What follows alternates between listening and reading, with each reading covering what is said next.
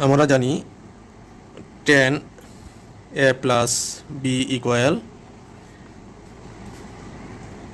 tan a plus tan b by 1 minus tan a tan b। এখন আমরা tan a plus b এর পরিবর্তে a বসিয়ে দিলাম। উভয় পক্ষে b এর পরিবর্তে a বসিয়ে দিব।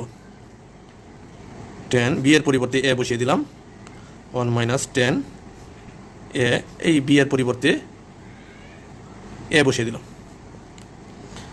তাহলে কি পাচ্ছি, tan a প্লাস a লিখতে পারি 2a, tan a plus tan a লিখতে পারি 2 tan a, 1 minus tan a এবং tan a গুণ করলে পাচ্ছি tan স্কয়ার a।